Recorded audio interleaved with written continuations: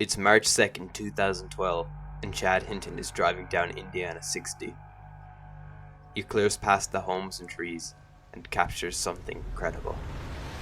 What he is recording is the strongest tornado in Indiana in 20 years.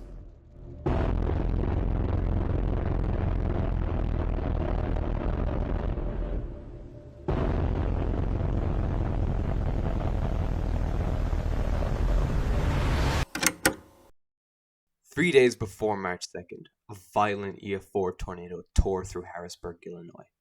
The twister would slam into Harrisburg and Ridgeway in the early morning hours.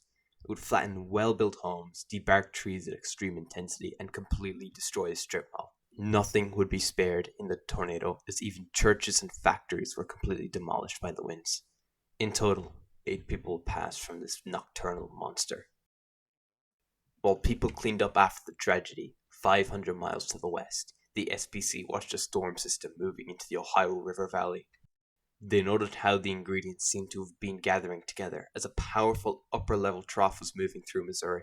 A burst of warm air was also moving up into the warm sector of a newly formed low-pressure system that had placed itself over central Illinois. The collision of these ingredients would cause CAPE, the energy that storms need to form to reach into the lower 2000s. The combination of CAPE and the change in directional shear were producing an extremely volatile environment over Kentucky and Indiana. All of this led the NWS to issue a rare high risk with a 30% chance for tornadoes along with a 30% chance for severe hail. Along with these, 45% chance for strong wind gusts was placed. Along with the high risk for tornadoes, there was a large band of a 15% risk for tornadoes that moved down into southern Mississippi. The outlook was then issued in the early morning hours. All the SPC could do now was wait. At about 1 p.m., a supercell that had formed along the cold front a few hours ago collided with a different storm. This is called a cell merger. When two supercells collide, they can either be constructive or destructive. When the storm is constructive, however, it always more often than not results in a higher-end tornado compared to non-merged storms. Once the supercell had merged, it immediately produced a tornado.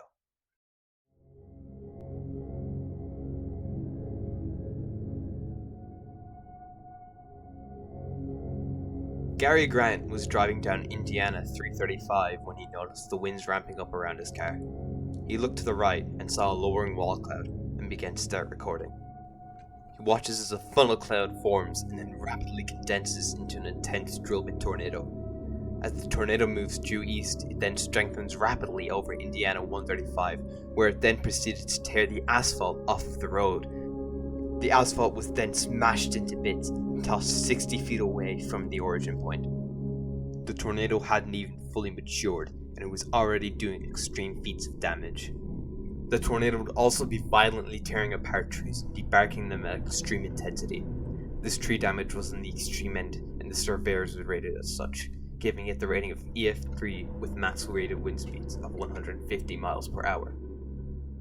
The tornado at this point was already in the higher end of tornado strength before it moved closer to the town of New Pekin.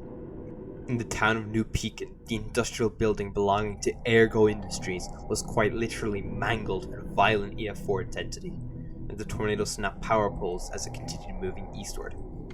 It then proceeded to sweep a home at EF4 intensity. Along with the house, a mobile home, also at this location, was thrown off its foundation and destroyed. Unfortunately, in this mobile home, 5 people were killed. The Babcock family, who were sheltering as the tornado overtook their home, would be the first fatalities associated with the tornado. 21-year-old Joseph Babcock, 20-year-old Moria Bro, and their 3 children, 2-year-old Jaden Babcock, 1-year-old Angel Babcock, and 2-month-old Kendall Babcock. Ed Torres was sitting at his front porch recording as the tornado tore through Pekin. His video is one of the highest quality recordings of the tornado and perfectly shows the violent motion of the twister up close.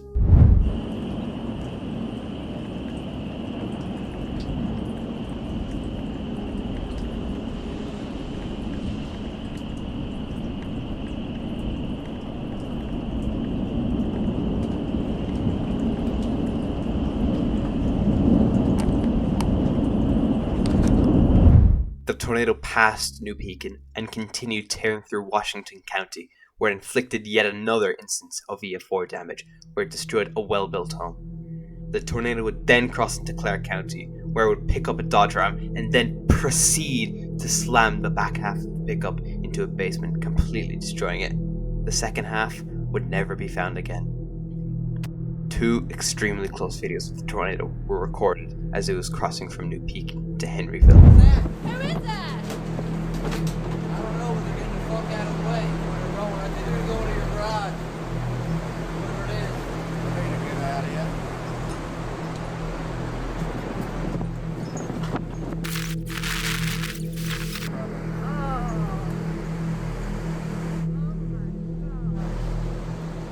Where is that? Is that on the road by Lori's? Is that up there by Lori? Yeah. Oh my god. Nobody's in that trailer. I know. Oh my god. Oh my god. Hope that's all of them.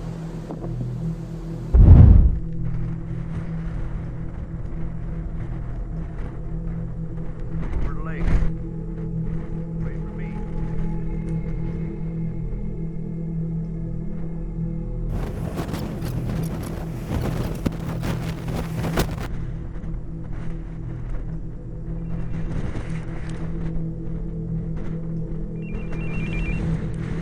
Hello? Hello?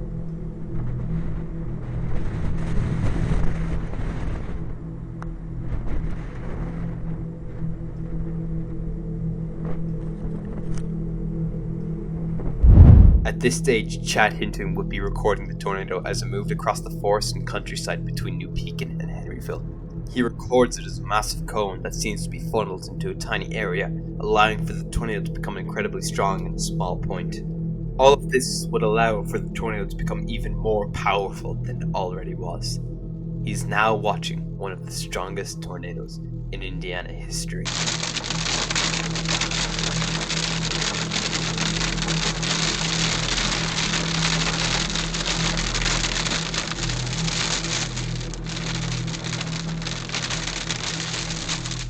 Another video would be recorded from a much closer range near the town of Borden, Indiana.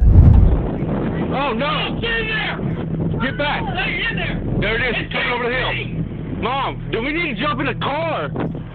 Yeah, jump in the car! We need to run! Alright! Look, jump! Yeah, come on! Come on! Go! Get out! Get out! Get out! Get out! Mom! Get out!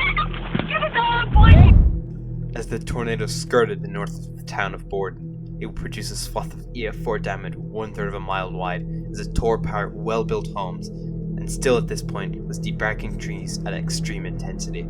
The tornado at this stage would become one of the most recorded tornadoes in Indiana history as it began to reach I-65.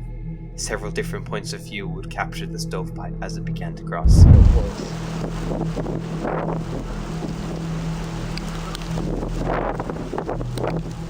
Rob? Yeah.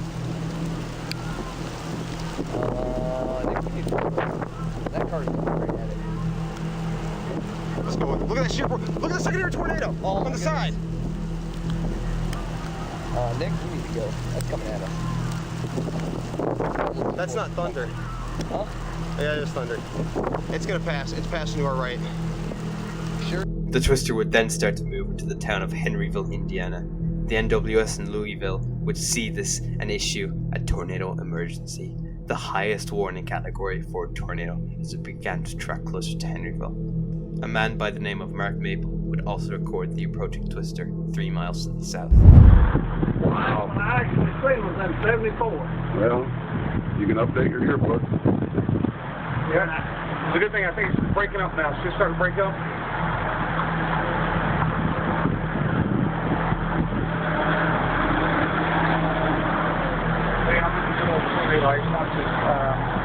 Yeah, there it goes again. Trying to. Wow. Yeah, man, just pops back and down, up and down. It's coming right towards you, Julie.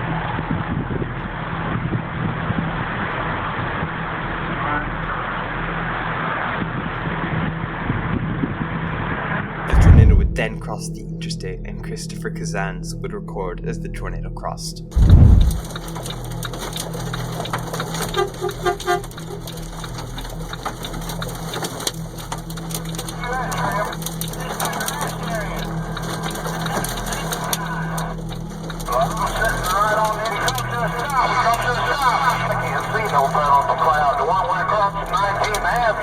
Dozens of vehicles and semis were flipped, closing the interstate for hours. It would then reach peak intensity as it crossed into an industrial area in Henryville.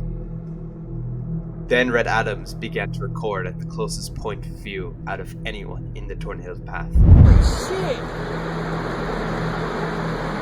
That's the most insane thing I've ever seen in my fucking life!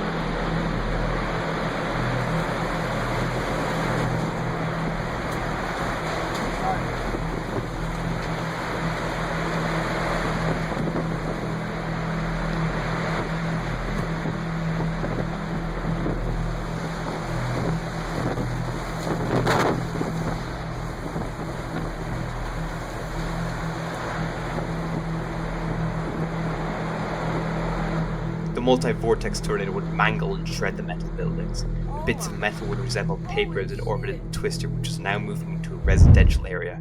It would destroy another well-built home at an estimated strength of 175 miles per hour.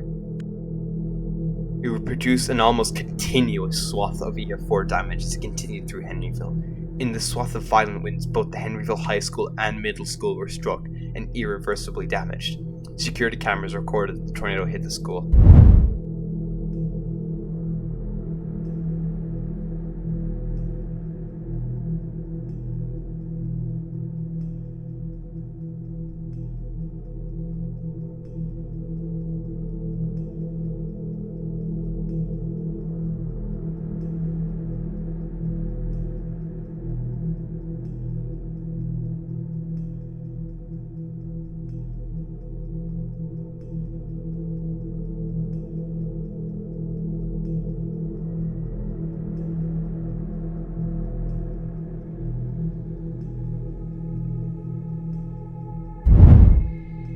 The tornado would also stab a plank of wood into the front of a car.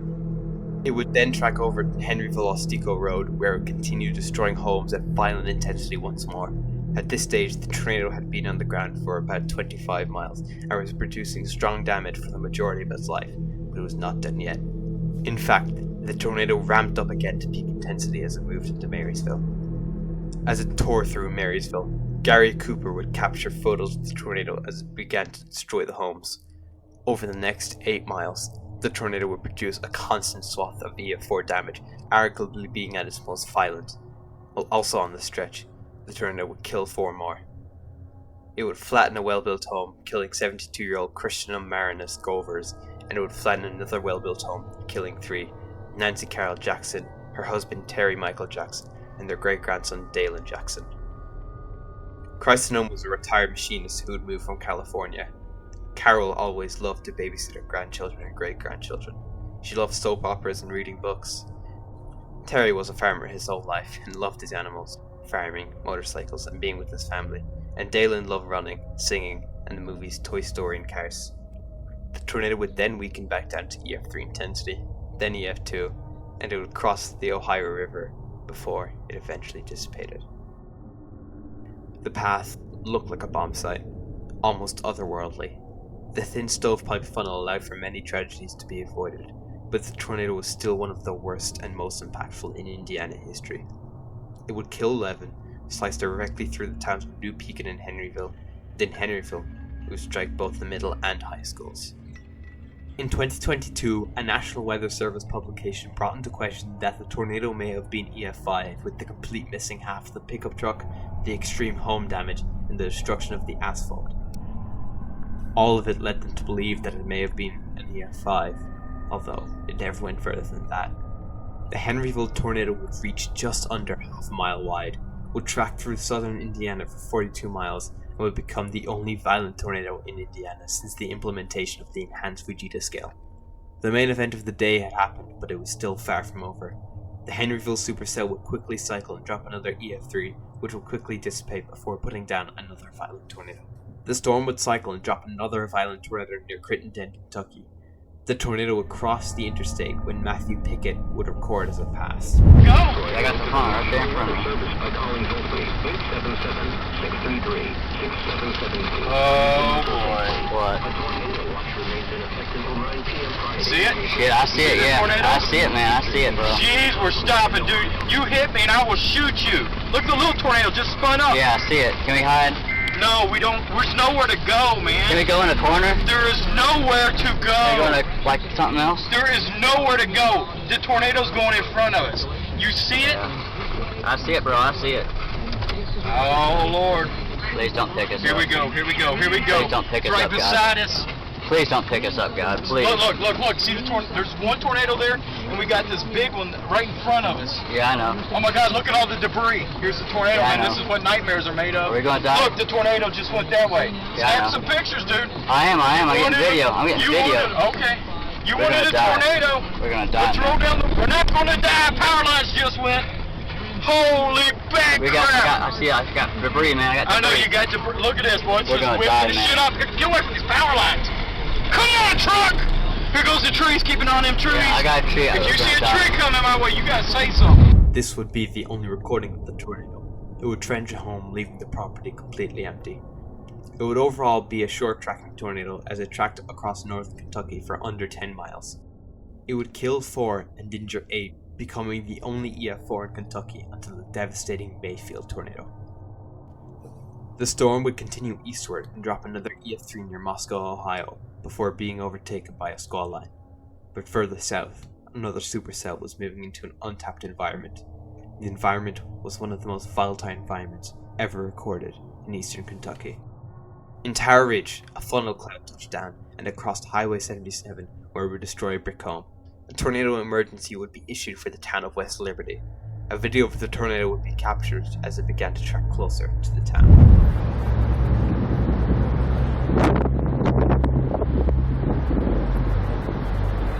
Right there it is. See it? Yeah. Over there on the ridge.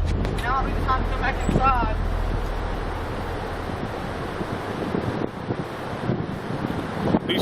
These birds. Whoa, look at that one.